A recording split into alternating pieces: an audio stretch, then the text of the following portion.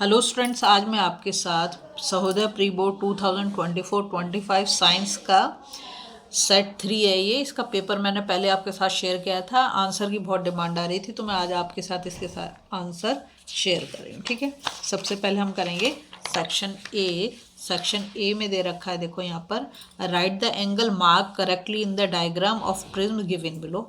तो इसमें जो है आपका बी ऑप्शन ठीक होगा। ठीक है, यहाँ दे रखा है एंगल ए, एंगल डी और एंगल आर, ये करेक्ट है।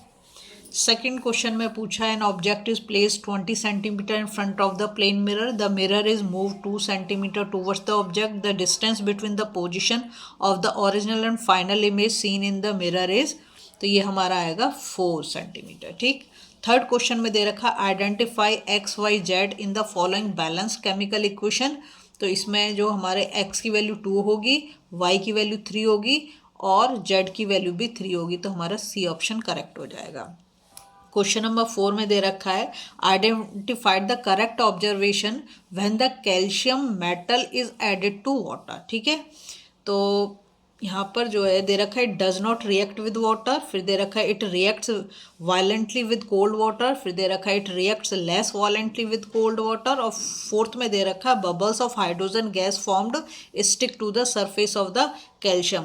तो इसमें थर्ड और फोर्थ वाला जो है ये हमारा करेक्ट है, तो डी ऑप्शन हो गया। ठीक है, अब इसके बाद फिफ्थ क्वेश्चन में दे रखा है, aqua solution turns red litmus solution blue, excess addition of which of the following solution would reverse the change. ठीक है, रिवर्स कर देगा चेंज को। तो यहाँ पे दे रखा है बेकिंग पाउडर, फिर है लाइम, सी में दे रखा अमोनियम हाइड्रोक्साइड सॉल्यूशन और डी दे रखा हाइड्रोक्लोरिक एसिड। तो यहाँ पर हाइड्रोक्लोरिक एसिड जो है राइट आंसर है। नंबर 6 में दे रखा था, aqua solution of one of the following salt will turn methyl orange indicator red, the salt is. तो इसमें जो सॉल्ट होगा ये होगा NH4Cl। ठीक है, नंबर 7 में दे रखा है, identify the oxidising and reducing agent for the following reaction respectively. ये दे रखी है हमें, तो इसमें ZNO और C होगा। ठीक, अब जाएंगे नेक्स्ट पेज पर, क्वेश्चन नंबर 8 पर। ठीक, यहाँ पे दे रखा है, पहला देखो, ए metal which is a poor conductor of heat. दूसरा दे रखा है, a metal which can be easily cut into a knife. फिर है सोडियम और वो होता है पोटेशियम, जो पनीर की तरह हम नाइफ से काट सकते हैं। A metal which melt when kept on our palm. फिर है a metal form amphoteric oxide. ठीक है, तो इसमें हमारा बी ऑप्शन जो होगा करेक्ट है, मतलब ए जो दे रखा है, ए के लिए होगा ये फोर्थ वाला लेड। ठीक है, बी के लिए जो होगा हमारा वो फर्स्ट वाला मतलब सोडियम, फिर सी के लिए हमारा होगा सेकंड वाला। ठीक है, और डी के लिए हमारा थर्ड होगा एल्यूमिनियम। इसके बाद हम जाएंगे क्वेश्चन नंबर 9 पर। यहाँ दे रखा है, which of the following are exothermic processes. तो एक्सोथर्मिक जिसमें क्या होगी, हीट निकलेगी, उसे हम बोलेंगे एक्सोथर्मिक। ठीक, तो यहाँ पर दे रखा reaction of water with quicklime, फिर है डाइल्यूशन ऑफ एन एसिड, और यहाँ पर दिया है फिर एवेपोरेशन ऑफ वाटर, और यहाँ पर दिया है सब्लिमेशन ऑफ कैम्फर। ठीक है, तो इसमें हमारा फर्स्ट और सेकंड जो है वो करेक्ट है।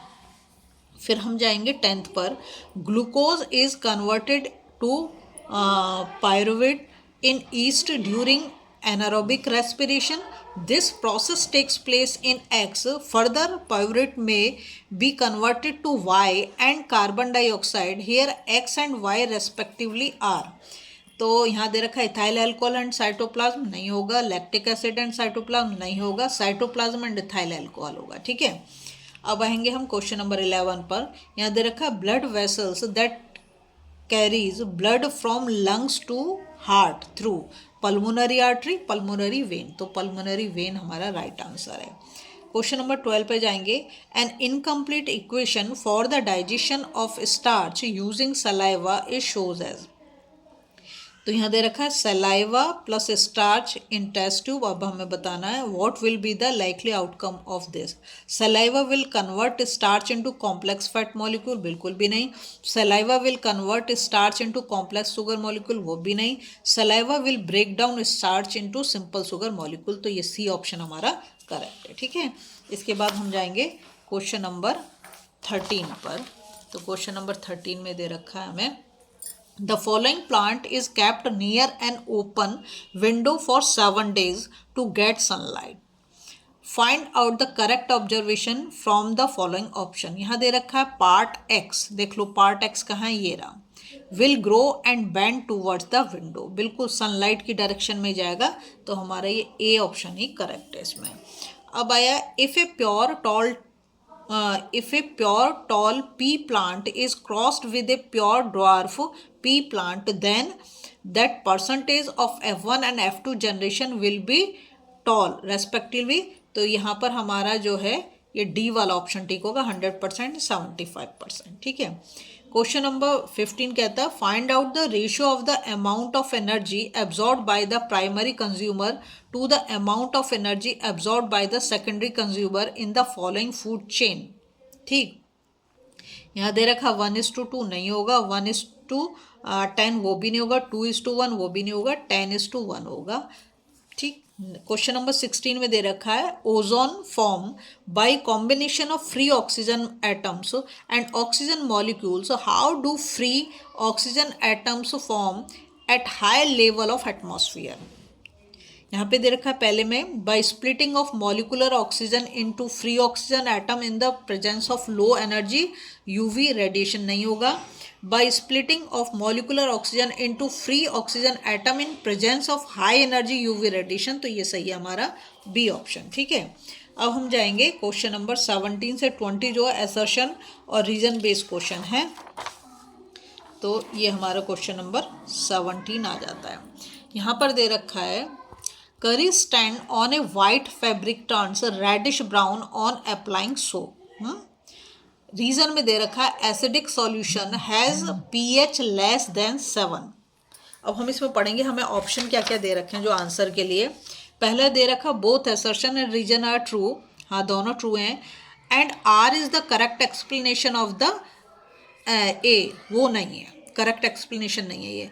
फिर दूसरा दे रखा both A and R R true, तो ट्रू है, but R is not the correct explanation of A, तो ये बी वाला हमारा सही है।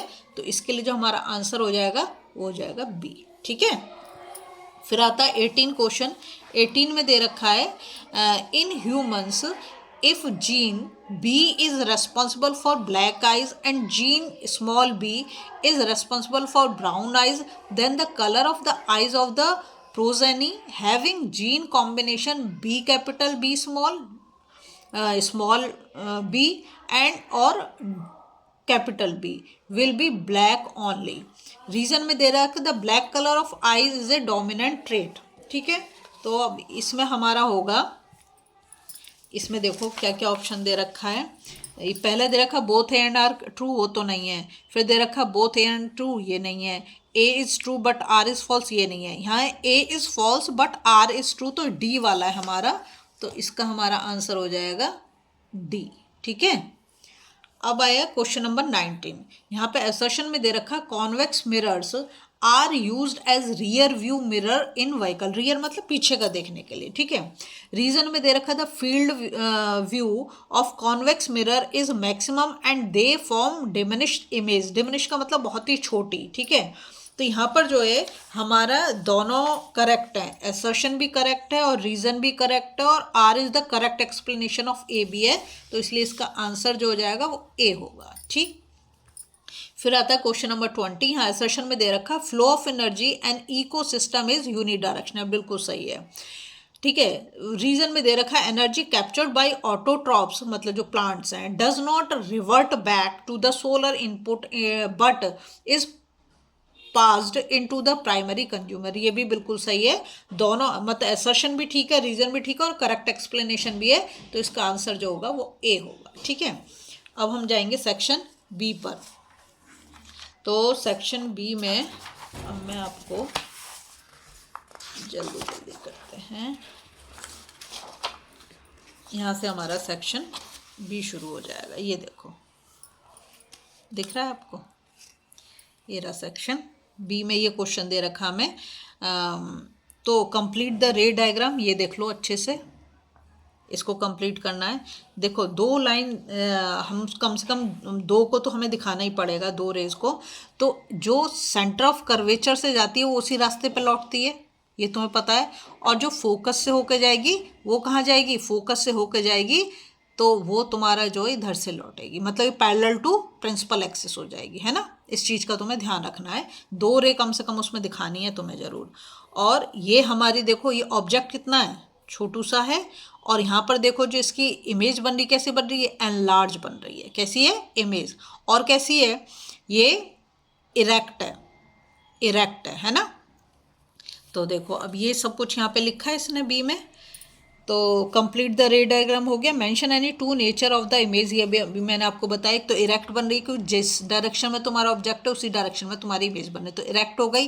एनलार्ज क्यों, देखो अब तुम्हारे ऑब्जेक्ट से इमेज बढ़ी है, से एनलार्ज, ठीक है। वर्चुअल, वर्चुअल है क्योंकि कहाँ बन रही है, बिहाइंड द मिरर बन रही है इसलिए, ठीक है।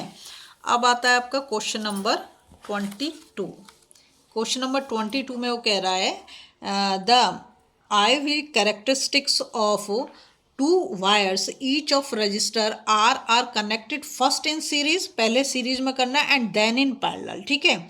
In the given graph identify the line which represent each case।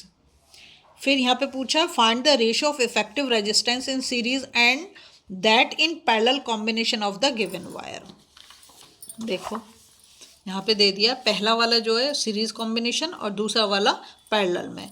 तो सीरीज के लिए तो ये करा RS इजकल टू 2R, है ना। और पैरेलल के लिए क्या करेंगे, R/2, इसके लिए क्या करेंगे R/2। रेशियो क्या हो जाएगा, RS अपॉन RP, और RS कितना होगा, 2 2 जा 4, और ये 2 से 2 कैंसिल हो जाएगा तो 1, तो 4:1 आपका निकल के आ गया, ठीक है। अब हम जाएंगे क्वेश्चन नंबर इसका और, ठीक है। और में देखो क्या दे रखा है, और में हमें दे रखा है यहाँ पर, पहले हम क्वेश्चन को देख लेते हैं। ये An electric bulb is rated 220 volt and 110 watt. Calculate the power consumed when it is operated on 100 volt. How much units of energy it will consume in a supply of 100 volt when glows for 10 hours, ठीक है। तो formula लगा दिया, P1 is equal to V1 square upon R। ध्यान से देंगे, ये क्या है, ये तो पावर के लिए, और V क्या है तुम्हारा पोटेंशियल डिफरेंस, और R क्या रेजिस्टेंस। यहाँ पे लगा R इजिकल टू V1 का स्क्वायर अपॉन P1। तो 220 इंटू 200 टू पोटेंशियल डिफरेंस 220 है, और यहाँ V स्क्वायर है तो इसको 2 बार मल्टीप्लाई करा, और R कितना दे रखा है 110, ठीक है। तो इससे इसको हमने करा तो 440 ओम आ गया। 440 ओम को यहाँ पे लिखा, फिर लगाया हमने V2 स्क्वायर अपॉन P2, तो 100 इंटू 100 अपॉन P2, तो P2 is equal to 100 into 100 upon 440, तो ये आ गया 22.72 वॉट, ठीक है। और E इजकल टू PT, तो 22.72 इंटू 10 अपॉन 1000, तो ये आ गया हमारे 0.227 यूनिट्स, ठीक है। यही उसने हमसे पूछा था। अब हम जाएंगे क्वेश्चन नंबर 23 पर। तो क्वेश्चन नंबर 23 को ध्यान से पहले ये देखो, फिगर जो दे रखी है इसे बहुत अच्छे से देख लो। इसमें इसने पूछा स्टडी द फूड वेब, ये दिखाई दे रहा है आपको food web. Identify and right food chain from the web shown in which the eagle will receive the highest percentage of energy from the product. तो सबसे पहली चीज़ तो आप ये समझो कि ग्रास हमेशा जो भी होगा वो प्रोड्यूसर ही पहले आएगा, है ना। प्रोड्यूसर कौन है, ग्रास। तो यहाँ पे ग्रास को खा गया माउस, और माउस को खा गई ईगल, ठीक है। समझ में आ गया आपको। और ये आपको एरो जरूर लगाने, बिना एरो के गलत हो जाएगा। इसके बाद सेकंड वाले में पूछता है वो, which organism will be the most affected in the above web when a non biodegradable pesticide is introduce in the soil, state the phenomena involve here. तो यहाँ पर जो है ईगल सबसे ज़्यादा अफेक्टेड होगा, क्योंकि सबसे लास्ट में कौन खा रहा है, ईगल खा रहा है, इसलिए सबसे ज़्यादा अफेक्टेड वही होगा। अच्छा, यहाँ पे ये पूछा जो state the phenomena involve in, तो ये बायोलॉजिकल मैग्निफिकेशन है, ठीक है। अब हम जाएंगे क्वेश्चन नंबर 24 पर। क्वेश्चन नंबर 24 देखो क्या दे रखा है यहाँ पर, ये दे रखा है आपको तो 24 में दे रखा है right the balance chemical equation for the reaction involve in the process. तो हमें बैलेंस इक्वेशन लिखनी है। फिर है state and define the type of the reaction taken place in the above. दो चीज़ हमें बतानी है यहाँ पर। तो हम गए 24 पर। तो यहाँ पे जो बैलेंस इक्वेशन है 2Cu + O2 प्लस हीट, तो क्या हो गया 2CuO बन गया। ठीक है। दूसरा जो है हमें बताएगा कौन सी रिएक्शन है, तो कॉम्बिनेशन रिएक्शन है। देखो दो चीज़ मिलकर एक चीज़ बना रही है, याद रखोगे तो ये क्या होगा कॉम्बिनेशन रिएक्शन। और होती क्या है, a combination reaction is a chemical reaction where 2 or more substance combine to form a single new substance. ठीक है।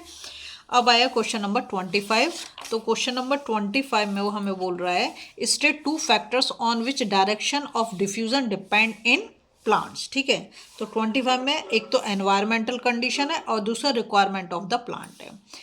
26 में पूछा name 2 protein digesting enzymes along with the parts from where they are secreted in human being. तो 26 में एक तो pepsin है जो स्टमक से, और ट्रिप्सिन है जो पैंक्रियास से। ठीक है। इसके और में दे रखा give reason arteries have thick muscular wall. तो since the blood emerges from the heart under high pressure the arteries have thick elastic walls. ठीक है। सेकंड में पूछा है plants have low energy needs. तो प्लांट्स आर स्टेशनरी, एक ही जगह पर रहते हैं, and plants bodies have a large proportion of dead cells in many tissues. अब हम जाएंगे सेक्शन बी, हमारा खत्म हो गया सेक्शन सी पे। ठीक है। तो सेक्शन सी हमारा यहाँ से शुरू होता है। इसमें फर्स्ट क्वेश्चन दे रखा है सेक्शन सी में, ए मेटल, मतलब क्वेश्चन नंबर 27 का a metal M is common constituent of amalgam, name the metal and its ore. ठीक है।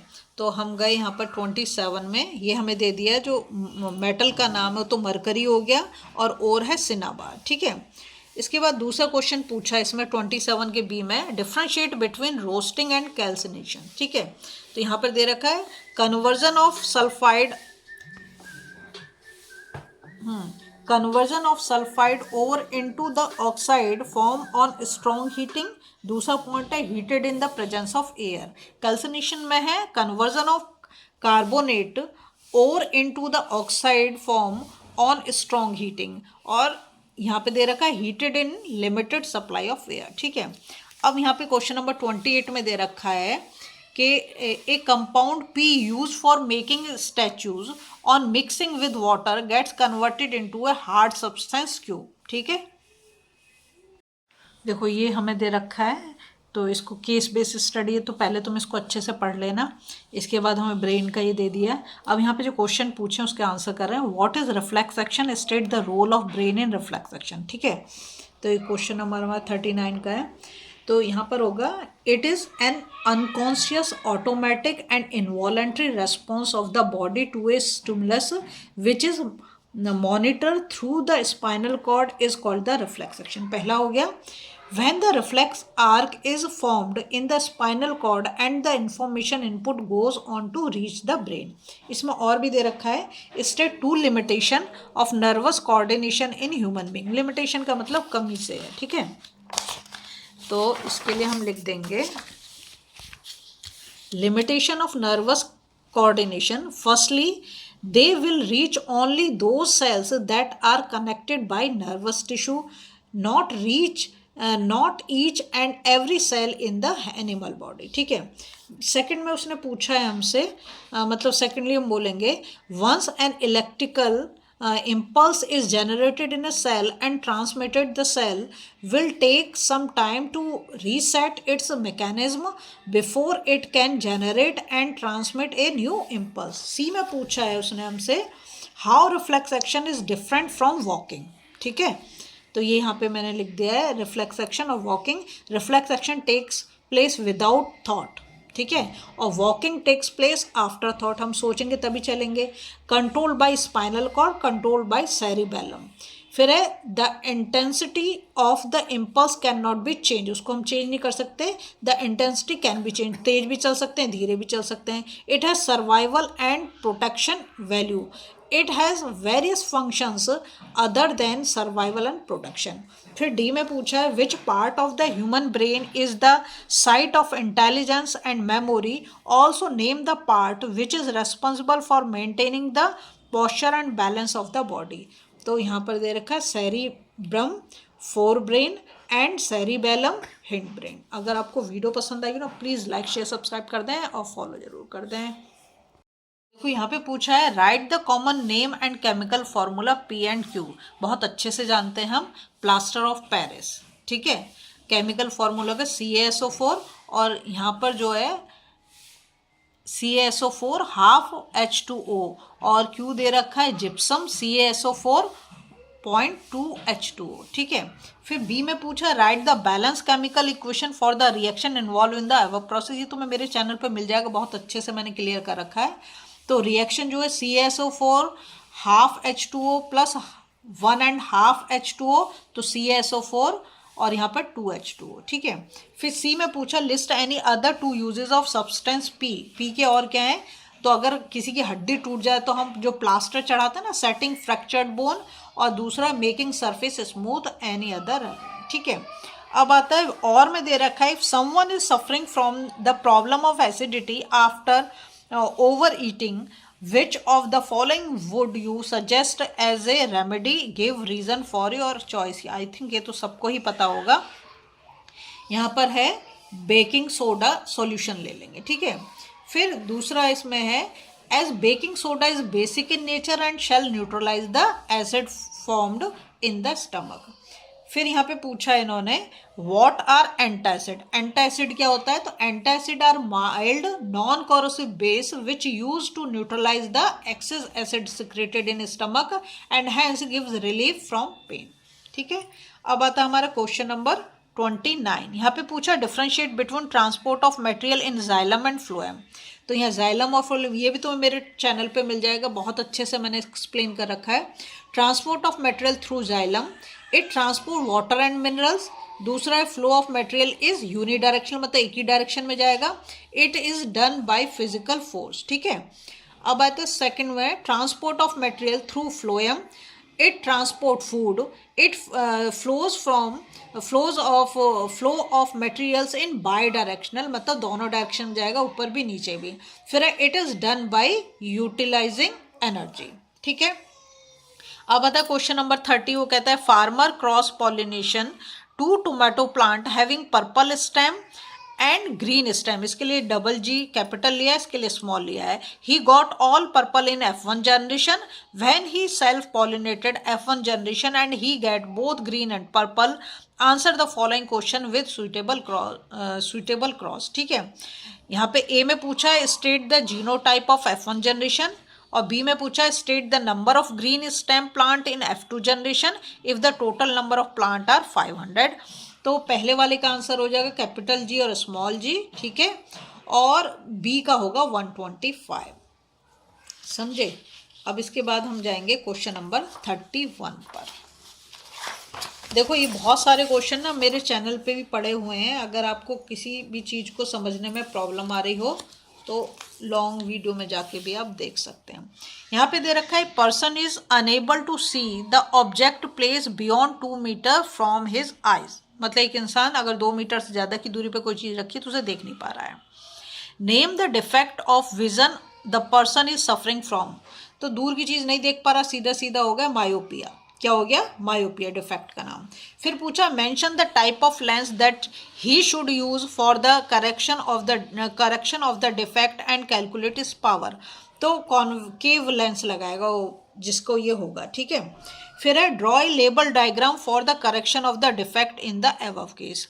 सबसे पहले तो उसने हमसे यहाँ पे पूछा है कैलकुलेट पावर। तो पावर कैसे कैलकुलेट करेंगे, u इज इक्वल टू -∞ और v is equal to -2 metre, क्योंकि देख नहीं पा रहा है दूर का। तो फॉर्मूला है 1/v - 1/u is equal to 1/f, ठीक है। v की जगह पे लगाया 1/-2 और ये हो गया 1/-∞ इज इक्वल टू 1/f। तो 1/-2 इज इक्वल टू 1/f, ठीक है।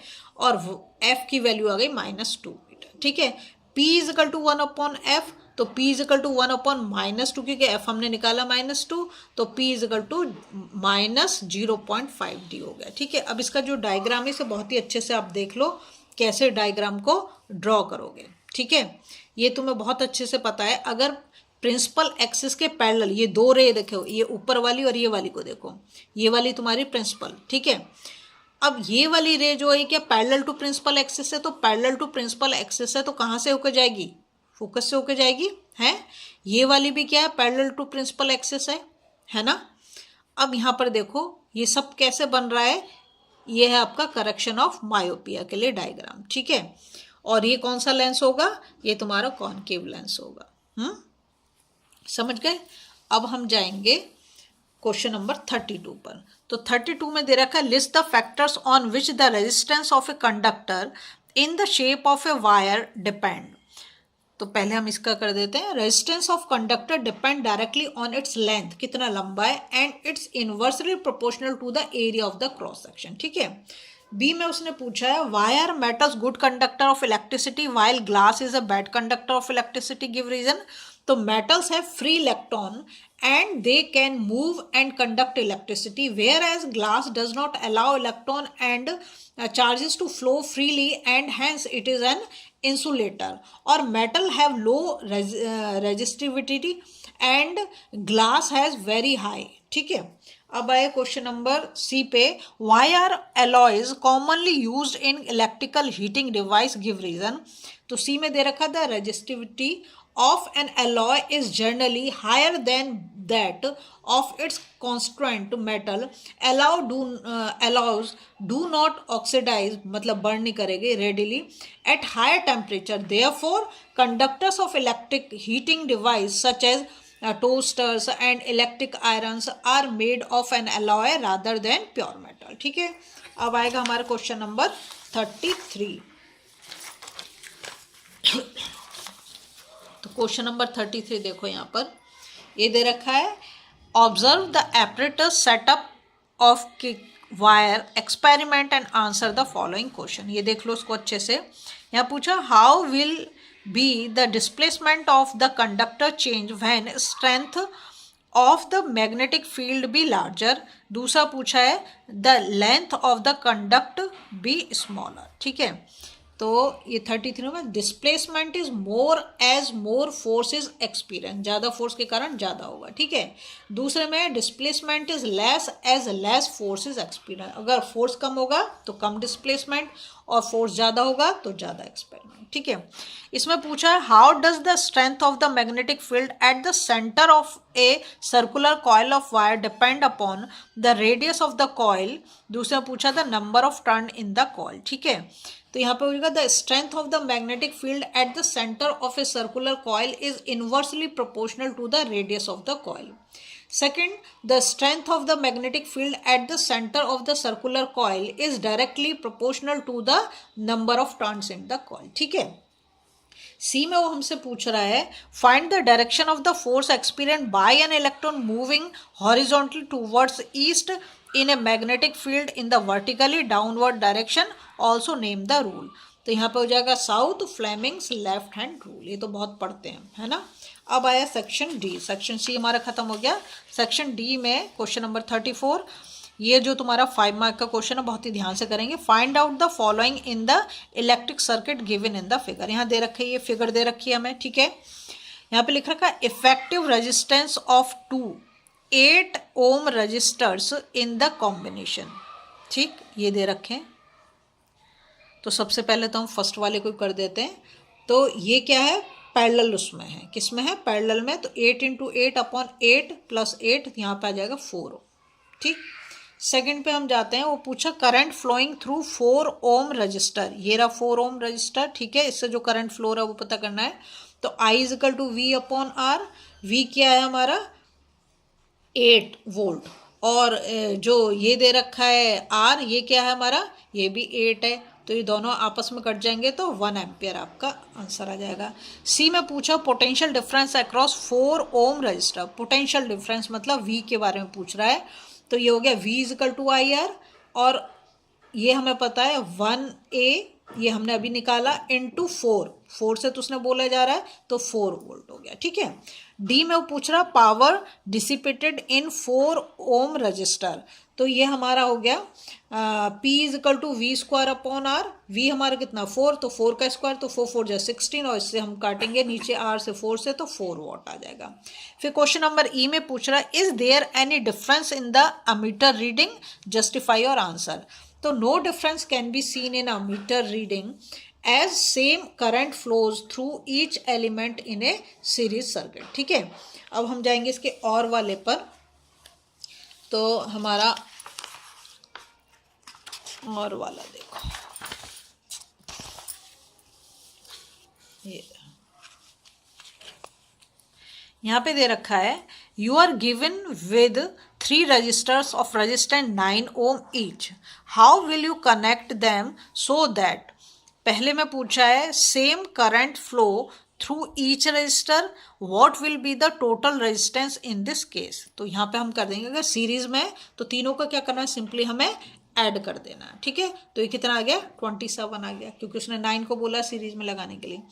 अब दूसरे वाले में पूछता है potential difference is same across each resistor, find the total resistance of the for the same combination. ठीक है, तो ये क्या होगा, इन पैरेलल क्या होगा, 1/r 1/9 प्लस 1/9 प्लस 1/9, इसका हमें क्या एलसीएम तो लेना नहीं है, तो क्या होगा 3, ये हो जाएगा 9/3, तो ये हो गया 3r। ठीक है, इसके बाद हमारा आया total resistance of the combination become 6 ओम। कब वो 6 ओम होगा, तो इसमें हम करेंगे, यहाँ दे रखा 9 ohm in series and 9 ohm and the combination in parallel with 9 ohm, तो क्या दिया 1/r is equal to 1/18 plus 1/9, तो r इक्वल कितना हो गया 6 ओम। ठीक है, अब आया write about any 2 advantages of connecting the home appliances in parallel rather than the series. बहुत ही इंपॉर्टेंट क्वेश्चन है।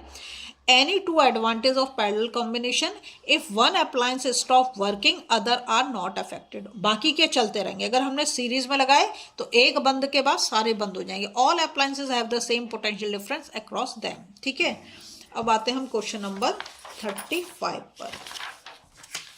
तो ये आ गया हमारा क्वेश्चन नंबर 35। यहाँ दे रखा है ए compound X having formula C2H6O treated with alkaline KMnO4 form A compound Y which turns blue litmus red. First में पूछा right the name and draw the structure of X and Y। ठीक है, तो ये तो यहाँ देख देगा X एथेनॉल। ठीक है, और यहाँ पर देख लो आप स्ट्रक्चर देख लो। ठीक है, एथ का मतलब कार्बन कितने होंगे, 2 होंगे, है ना, तो ये हो गए, और ये तुम्हारा 5 हाइड्रोजन हो गया, और यहाँ पर OH आ गया, क्योंकि तुम्हारा फंक्शनल ग्रुप क्या है, अल्कोहल है। ठीक है, फिर आप गए राइट द, अच्छा हाँ X और Y, सॉरी, तो Y है एथेनोइक एसिड, ये देख लो एथेनोइक एसिड। ठीक है, ये COOH हो गया तुम्हारा फंक्शनल, और ये हो गया C2 और HY।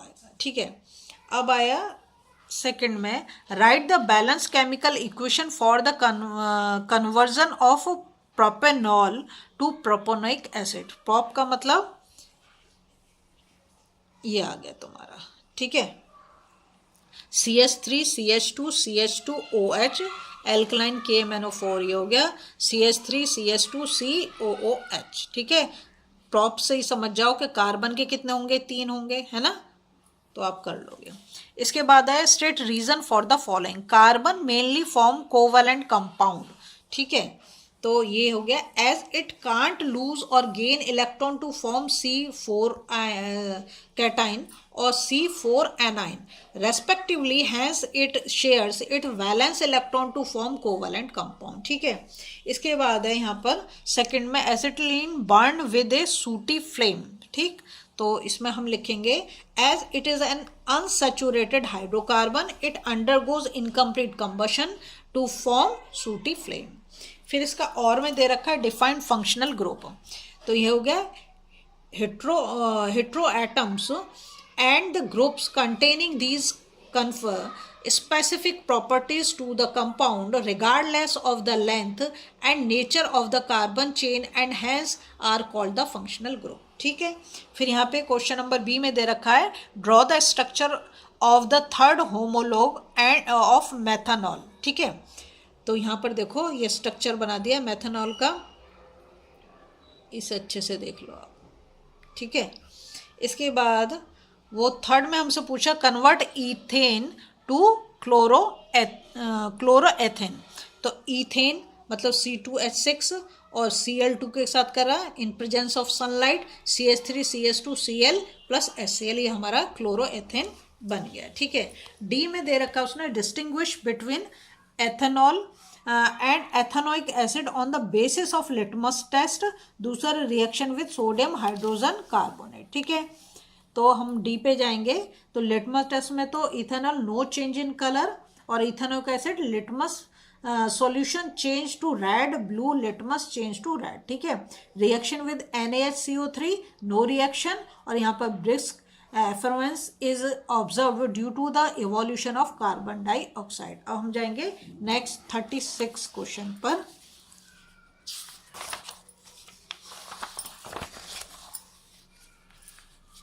देखो क्वेश्चन नंबर 36 यहाँ पर दे रखा है, plants produced through vegetative propagation are generally identical to their parents. State two additional advantage of vegetative propagation other than one mentioned above। ठीक है, और दूसरे में दे रखा है, name the reproductive and non productive part of rhizopus as shown in the following diagram. यहाँ पे बहुत अच्छे से इस डायग्राम को आप देख लो। पहले हम ए का आंसर करते हैं। अच्छा, तो यहाँ दे रखा है, एनसीईआरटी बुक से आप कर लेंगे, पेज नंबर 117 पे दे रखा, कोई 2 पॉइंट वहाँ से ले लेंगे। ठीक है, फिर बी में जो पूछा है उसने, तो non reproductive part are hyphae and reproductive parts are the sporangia which contain the spores. ठीक है, फिर आता है सी में पूछा है, how are the spores protected till they begin to grow. तो यहाँ पे आप करोगे, the spores are covered by thick walls that protect them until they come in contact with the moist surface and begin to grow। ठीक है, D में पूछा, amoeba, leishmania and plasmodium multiply by fission, is there any difference in the division of these organism, explain. तो यहाँ पर आप लिख दोगे, amoeba divides into 2 daughter cells in any plant, leishmania form 2 daughter cells in a specific plant, that is longitudinally, while plasmodium divides to form many daughter cells by multiple fission। ठीक है, इसके बाद इसका और क्वेश्चन आएगा 36 का, ये रहा, ये यहाँ पे दे रखा है, given below are certain situation, analyse and describe its possible impact if we cut a part of planaria. तो यहाँ पर दे रखा है, planaria shows the property of regeneration, मतलब दोबारा से हो जाएगा। So if we cut a portion of planaria it will develop into a new organism from just a broken or cut part of the parent organism. B में पूछा, stigma is remove from a flower. तो stigma is the terminal part of the carpel, it helps in receiving the pollen during pollination, so if we remove the stigma then pollination will not occur। सी में पूछा है, style is plucked from a flower। तो if style is plucked from a flower then pollen grain containing male gametes will not be able to reach ovary and fertilization will not occur as the hollow style provides path for pollen tube development। फिर है D, uterus lining is not thickened। तो इसका मतलब है implementation will not take place. फिर E में दे रखा है, फैलोपियन ट्यूब्स आर प्लग्ड। तो if the fallopian tube is plugged then the egg will not be able to reach the uterus and thus fertilisation will not take place. ठीक है, इसके साथ हमारा सेक्शन डी खत्म हो गया। सेक्शन ई क्वेश्चन नंबर 37 से 39 तक केस बेस्ड है। ठीक है, डाटा बेस्ड क्वेश्चन है, तो इसको तुम खुद से पढ़ लेना, मैं क्वेश्चन पढ़ती हूँ और आंसर तुम्हें बोल देती हूँ। 37 जो है यहाँ पे दे रखा है, based on the diagram shows what kind of lenses would Shruti need to make the telescope. तो by converging or convex lens. ठीक है, L1 कॉन्वेक्स और L2 भी कॉन्वेक्स। फिर यहाँ पे बी में पूछा है, if the power of lenses L1 and L2 are in the ratio 4:1 which lens will produce more convergent light state reason. तो इसमें आप लिख दोगे L1 as it has more power, ठीक है, जिसकी ज़्यादा पावर होगी ज़्यादा कन्वर्ट देगा। सी में दे रखा है attempt either C or D. तो telescope has a convex lens eyepiece with a focal length of 20 centimeter. The image formed by the lens L1 objective is placed upside down 15 centimeter from the lens L2. How far away from the convex lens an image will be formed? तो C वाले में जो है यहाँ पे देखो F is equal to 20 centimetre उसमें हमें दे दिया है और U क्या है -15, ठीक है, -15 ये दे रखा, अपसाइड डाउन ये दे रखा है ना। तो ये क्या हो गया 1/v is equal to 1/u plus 1/f, तो -1/15 प्लस 1/20 इजिकल टू -1/60 आ गया, और इसको हम वो कर देंगे तो v की वैल्यू कितनी हो गई -60 सेंटीमीटर, ठीक है। फिर इसमें d में पूछा है when the object is very far from the lens L1 objective, a point size image is formed 30 centimeter in front of the L1. Calculate the power of the lens. तो बस f is equal to 30, p is equal to 100/f और 100/30 is equal to 3.33 d, ठीक है। इसके बाद हम जाएंगे question number 38 पर। यहाँ दे रखा soaps are molecules in which the two ends have differing properties. One is hydrophilic, that is it interacts with water, while the other end is hydrophobic, that is it interacts with hydrocarbons. When soap is at the surface of water, the hydrophobic tail of soap will not be soluble in water and the soap will align along the surface of water with the ionic end in water and the hydrocarbon tail protruding out of water inside water. These molecules have a unique orientation that keep the hydrocarbon portion out of the water, ठीक है।